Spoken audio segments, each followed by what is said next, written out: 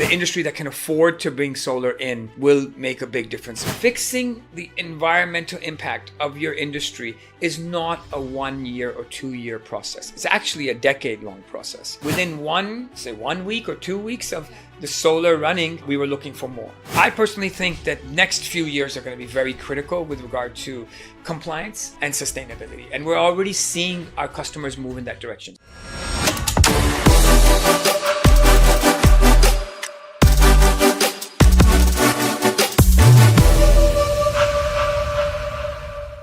Hello and Assalamu alaikum. Welcome back to another episode of DSG Podcast. Let's keep talking green.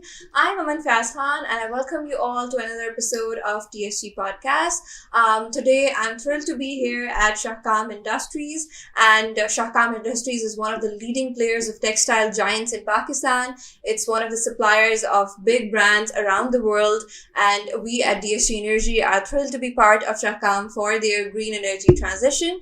And today I have the honor to have Mr. Shahid Kamil with me, who is the CEO of Shahkam Industries. And today we're going to talk about the sustainable practices, the need of the hour for the textile industry of Pakistan. So without ado, we'll hop into the topic. Hello sir, how are you? Fine, thank you. Thanks for having me. Thank you so much for being here, for taking out time. As I mentioned, that today we're going to talk about how in Pakistan right now we're looking at climate change being very, very, very much evident, being the residents of Lahore. So industries need to have a sustainable step towards the greener future of Pakistan. So I wanted to ask you that what's your opinion on the sustainable practices that the industries of Pakistan can inculcate in their operations? I definitely think you're correct that the climate change effect has shaped quite aggressively strategies of companies in the last 5 years. The way that the extreme weather patterns are showing up in Lahore, especially, a lot of companies have to readjust their strategies. I mean, we always had our customers, international customers, wanting us to be sustainable, wanting us to be environment friendly, but it's also a business decision now as well. Exactly. Because if you're not reading and reacting the environment around you, it can cause a lot of difficulties. So for example, we've had a lot of rain in the monsoon seasons in the last 2 or 3 years, to the point where we actually had to shut our factory down for a couple of days every July or August, which is unheard of. But if you're not really, you don't have the right type of drainage systems, you don't have the right type of reaction, right type of wiring, it can cause a lot of problems. So that's just something that's on the surface, obviously, which is basically an impact of actual water coming into your trenches, etc. But behind the scenes, I mean, obviously there's no gas available in the winter for industry. So a lot of companies, including us, we had to put up a biofuel boiler up, environmental friendly, using rice and corn husk, because we can't really depend on the government to provide us gas at that particular time. And you know, export industries are 24 hours a day, 365 days a year. Then of course our journey with DSG that has just commenced earlier this year, we're looking at doing 50% of our entire electricity load through solar, which has been very aggressive and good for us, actually. Again, with the cost of electricity going up very aggressively in Pakistan, it's just not an economically feasible process. As you can see, a lot of people are doing it in their houses as well, and their homes. So the industry that can afford to bring solar in will make a big difference. The population of Pakistan is going up. There's a lot of talk that solar will, there's too much solar, we're being too aggressive. I think that's incorrect and inaccurate. I think that no matter how much we put up, we do not have excess electricity, actually. Technically, with the population growth that's coming along. So that's another of our initiatives. And of course, the wastewater treatment plant that we have for our effluent also, which turns our dyes and chemicals wastage into sludge. So there are different strategies that we're working on. And obviously, the customers need it, but we also need it because the environment around us is going to shape our ability to run the company in a sustainable and in a functional manner as well. That's great. So now that we've established that it's imperative for all of the industries to take more and more sustainable initiatives into their operations, and we see Shahkam walking the talk, taking in all of these practices into their operations. So, in your opinion, being in one of the industries which is doing the major exports of Pakistan, is one of the major chunks of the country's economy, what do you think have been the limitations for the textile industry in terms of inculcating these practices? How do you think they can overcome that? How these limitations can be catered? I think the biggest issue we have, which is a wider issue, is the consistency of the policies. Yeah. So look, we need to address environment, which is what this podcast is about, specifically. And what needs to be done is there has to be a sovereign policy to present to the international clients. The clients are not going to change every 3 years. Exactly. Okay. In fact, the requirements are going to be along the same lines because the environment and the global warming is going in one direction. So whether you're working with European or North American clients or Australian clients, they're all going to look for better sustainability. Definitely. Now, how do you go about that? The way to go about it is to have an upward trajectory and a graph that works towards being more environmentally sustainable as an entire nation, specifically as an entire industry. Now, when the policies or the requirements change every time the government changes, that sets us back, basically. So what we need in general in business is a sovereign policy which supersedes whatever changes are supposed to occur. Because look, at the end of the day, the people don't change. So if the government changes, the population or the nature or the nation doesn't change. So when nations are like businesses. Yeah. They're driven by their economic health, their credit and their debit. And what you have incoming and what you have outgoing. If you want to bring in foreign investment, it's very, very important that you have your clients. And your clients have to know that your policies are consistent and they're working towards something.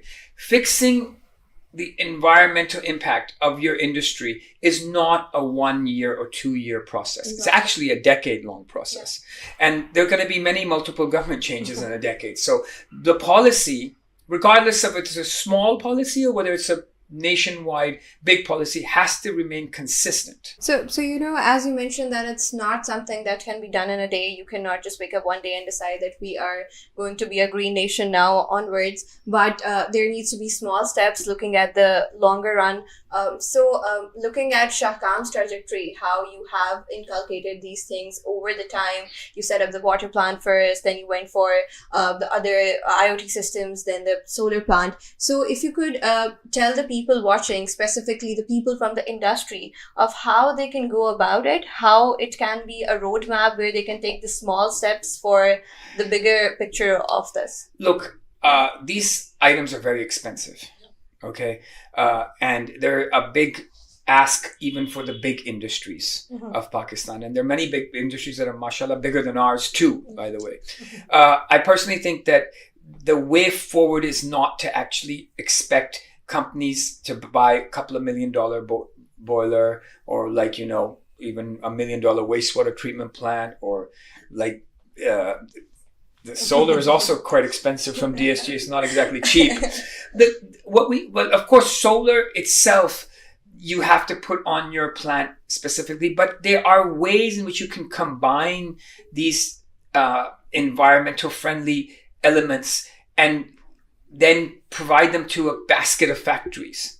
So what I think is what needs to be done is that the trade bodies and the factories and the industry has to come together, and with, like I said, with an agency that is not politically specific. Yeah. And for example, there can be a wastewater treatment plant that can cater to 10 to 15 factories. Definitely. That's a fact if you put the right type of piping in. But if you go to every single factory to do it, it's going to cost a lot of money. That money can be better spent on modern machinery. So I think that overall, leadership from the top makes a huge difference. It's very difficult to expect one factory, no matter how big it is, to carry the entire nation's load on its shoulders. So I think that is probably the better way forward for us to sit down in regions and try to have what you would call like a specific area where all the sustainability of all the factories, like they said, like they've tried those export zones as well, where one specific wastewater treatment plant or one specific biofuel boiler can feed the different factories. That's a big ask.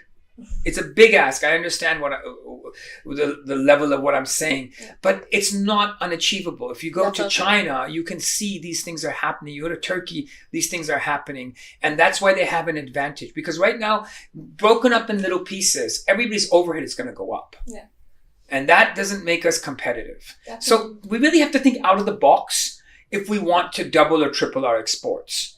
And we have to take some bold steps. Definitely. I think you're very, very right on this, that there needs to be a unified picture of all the stakeholders coming in together into this. So I think we will look at the times when all people will come together one day and do this for the country. So another aspect that I wanted to touch here is that while it's the need that all the people need to come together and do this, before that, there needs to be built in a culture where people understand that this is the need of the hour and this needs to be done.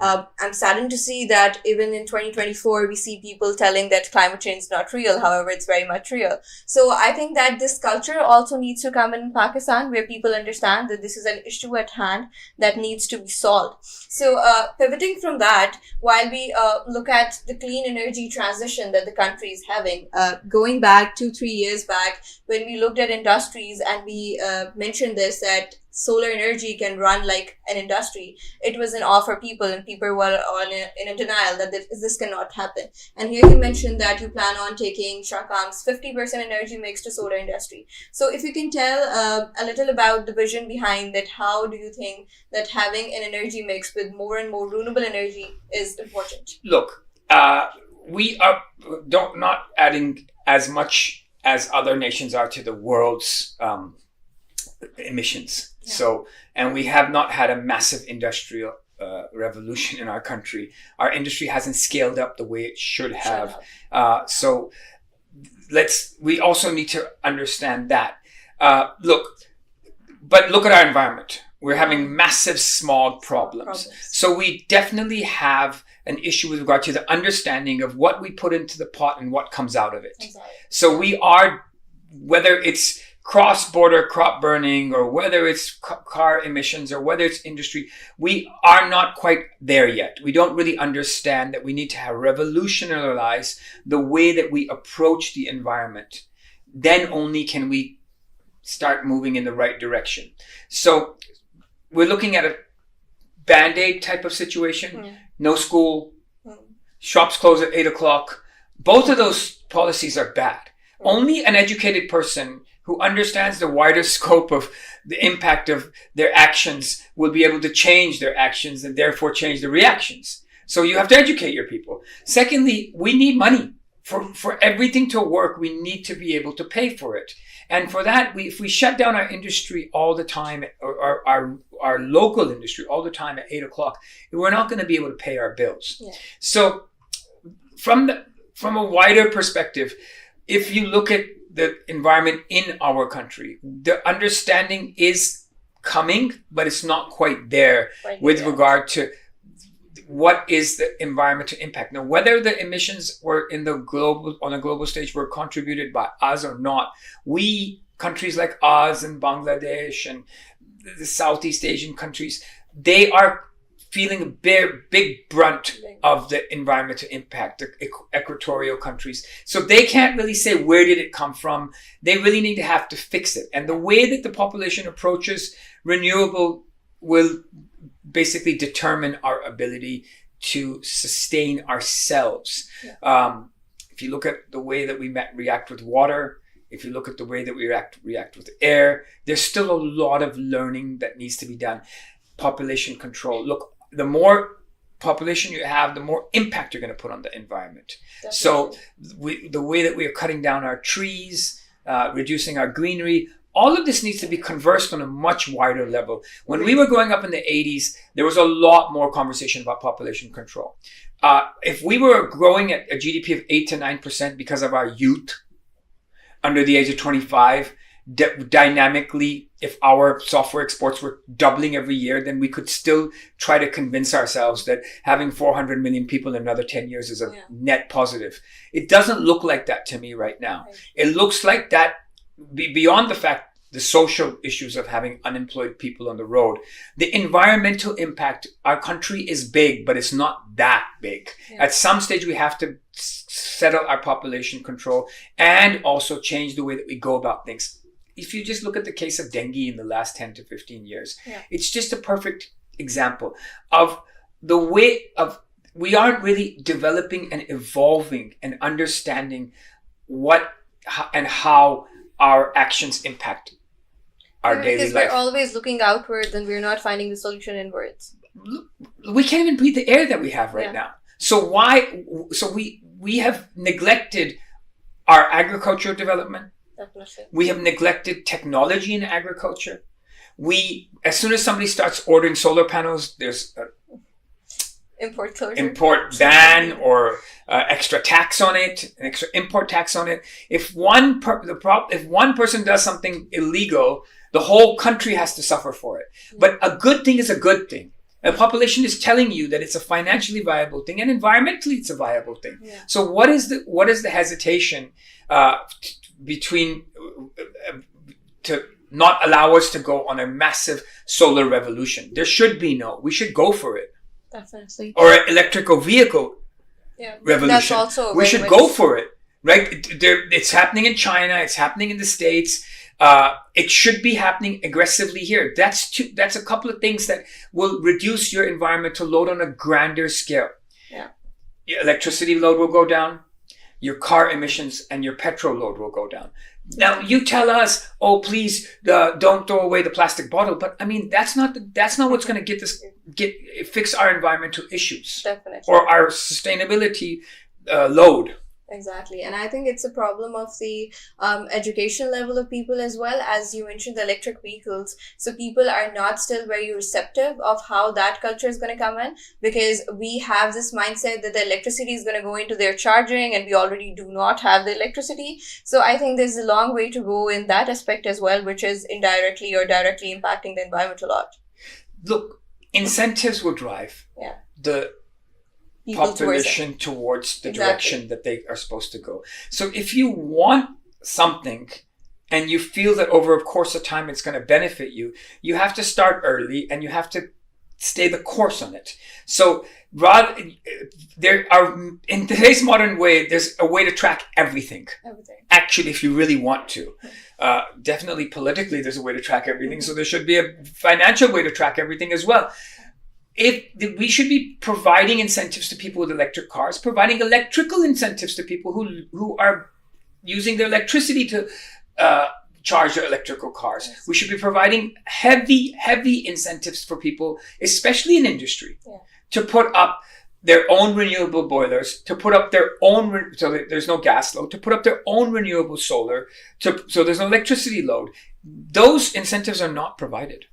So people are doing this out of their own pocket. So they can only do so much. If I was provided an incentive, 100% of my electricity would be on solar right now. Right. Exactly. I think we will be only looking at times when this change will come in. Right now, we can only hope for that. So looking at the green energy transitions and how the companies are coming about them on their own, and the government has not been really supportive, but I see CTBCM and such projects coming in where they're also trying to put the solar energy into grid. So that must be appreciated, that they are putting in their effort as well.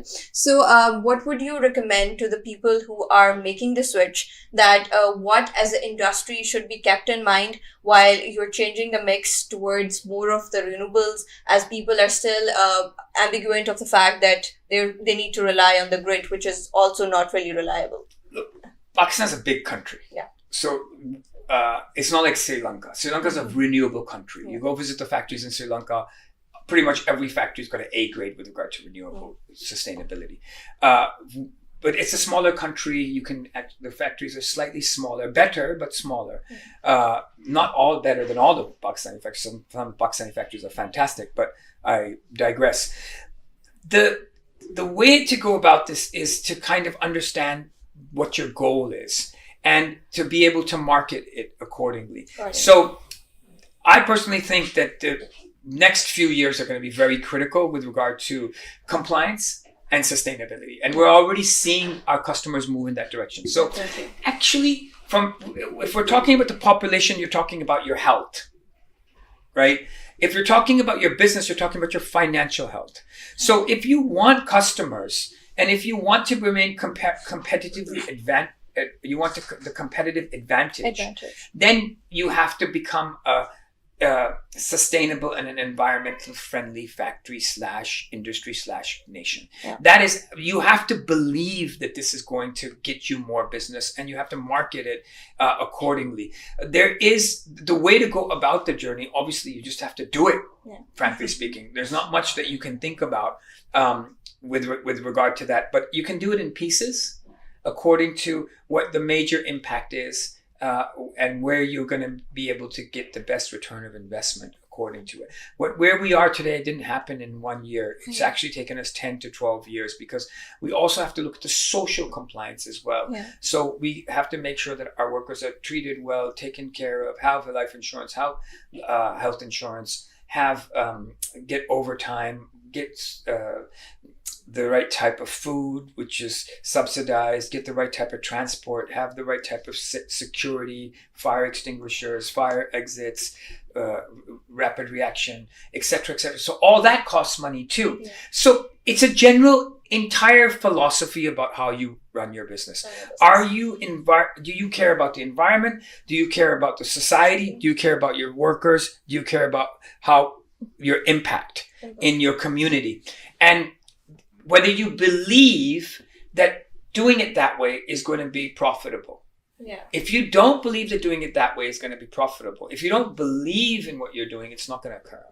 I couldn't agree more. And it's honestly really appreciated how Shahkam is going about being very corporately, socially responsible. So for the people watching, I'd like you to tell what was the vision behind for inculcating this into the system of Shahkam, into this culture, making this for purpose rather than profit. Look, Shahkam is not perfect. Yeah. Okay. We have our weaknesses like every company does, and there's always something that you can improve on. It's not an easy ask because we make mistakes, right? We're learning every day how and what is the best way to handle situations and manage our status quo. We also have to be financially viable. We have huge bills to pay. Mm-hmm. Our workers are low paid comparatively, so they need a monthly wage every month. Yeah. Like, we can't delay that, God forbid. We can't have any type of financial issues, God forbid, because our workers are depending on the pay to pay their rent, to pay their children's fees, etc., etc. So when you're trying to run the company, you also are kind of stuck with the short-term financial implications of whatever you're doing. Yeah. So you can't really go about saying, this is my philosophy, this is the way I want to do it, this is the way it should be done. But at the same time, when you put up a business and you're running it, if you're not going to run it properly, then what is the purpose of running it, right? If you're not going to have the right type of atmosphere and working conditions, as much as you can try within your own restrictions. Everybody has their restrictions. These type of industries require a lot of cash, a lot of financing. Unfortunately, right now, a lot of the banks are turning away from textile and financing textile. We don't know really why. We think that there's a big future for Pakistan in textile. There's a lot of business still to be had. We haven't really hit into the global piece of the pie as much as we would like to. We're only doing like 3 to 4%, so there's a lot of room for us to run with regard to business. I just think that from the perspective of the ownership or the management, and being Muslim ourselves, the way to do it is the right way. Yeah. If you're not going to do it the right way, then what's the purpose of doing it? Wonderful. I mean, I can't really go. That's as basic as it can be. Definitely. So, lastly, there's just one question that I like to ask all my guests in the podcast as we try to paint a positive picture through this podcast, give people a hope. So, where do you see the textile industry of Pakistan going in the next 5 years? How do you see it progressing? I think all industry in Pakistan, Yeah. all business in Pakistan has a huge amount of potential. Because obviously we all believe the same thing. Your weakness is your strength. This population is going to take us to the moon. Switzerland में labour नहीं मिलती, Japan में सब बुढ़े हो गए हैं, गोरे काम नहीं करते, ये है वो तो colonizers थे, हम जाके इनको मुल्क को चला रहे हैं, etc. etc. etc. We without sounding too controversial, we have fallen behind China, Yeah. India, Vietnam, and Bangladesh. At the very least. Okay, I'm not going to throw Laos in there. I've never been there. So the thing is, there is a lot of room to run for. Yeah. So there's a lot of upward trajectory. This youth, there's a lot of people trying to educate their children, male and female. There's a lot of potential in Pakistan to do business. And I personally think all business. Now you come to textile, we haven't really reached our limits. So there's a lot of business that can still be gained without trying to get too geopolitical. There's a hedge. Pakistan is a good hedge against Bangladesh for international clients. There are 50 to 70 factories in Pakistan who are really, really good. Yeah. 20 of them are like the best in the world.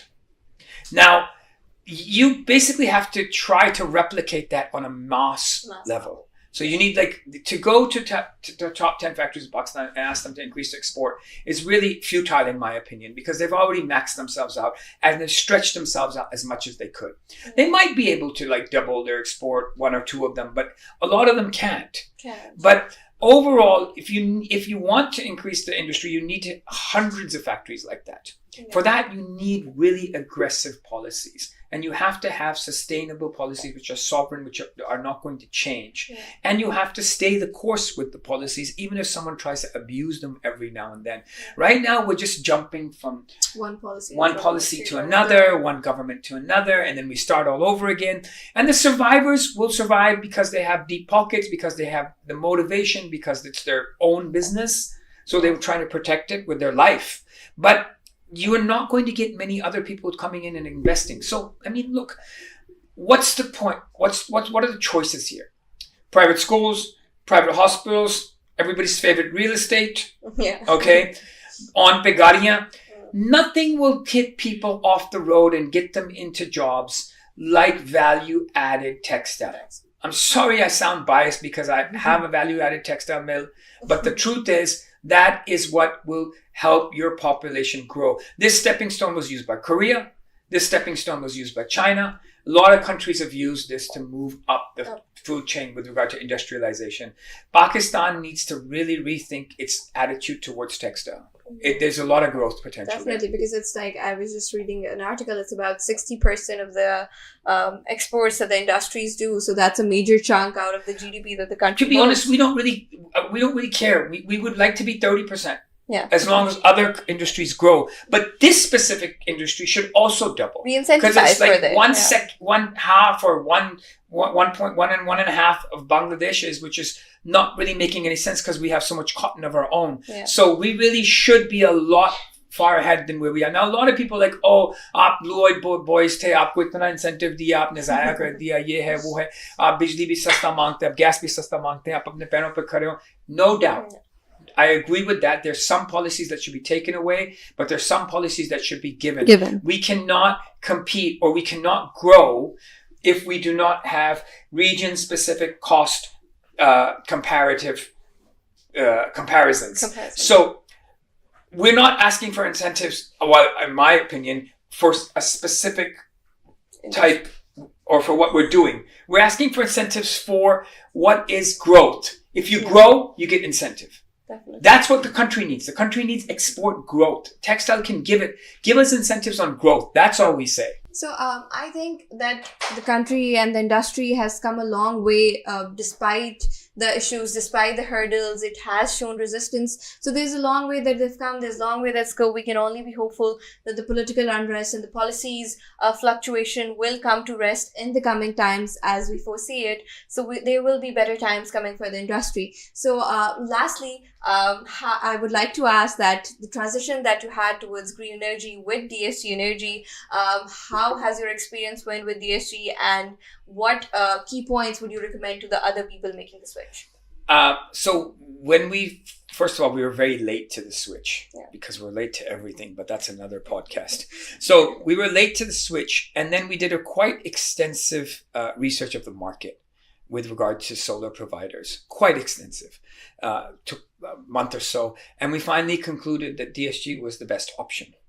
Then, of course, look, as you are going through the process of trying to bring in new technologies or new developments into your company, you depend on the people who are providing you those services. Definitely. Right? Whether you're trying to do ERP or whether you're trying to, whatever it is, you bring in new machinery, bring in solar. If you can get something that is similar to a turnkey, and that's something that works from the get-go without any issues, that can help you concentrate your efforts and your cash on something else and grow on something else, and then you can layer up your processes. So we're trying to basically revolutionize and from a technology perspective our business. We want to become much more machine intensive because of the cost of labor is going up, and et cetera, and solar is a big part of that as well because of the cost of electricity. When we did the contract with DSG, we felt, because we've been in this industry for a long time, we might have some sort of hiccups. We didn't.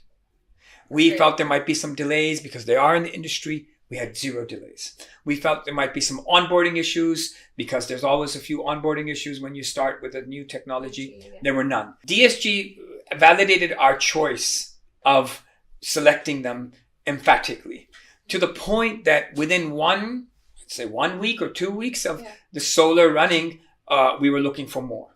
Like I was, at least, and then my team was as well. And we've revalidated our confidence in them by giving them the second contract, and that is also running very smoothly as well. So I would have to say unequivocally that they're the industry leader in solar solar panel provider. We're truly humbled in the market. They are doing actually an excellent job. Thank you so much. We're truly humbled, and it's great to know such reviews from clients like you, and we hope to keep up the same standards for Shahkam and for the other clients as well. So lastly, sir, thank you so much for being here with us today, and it was truly an insightful conversation, and thank you so much for taking up. Sure, thanks for having me. Thank you. Thank you.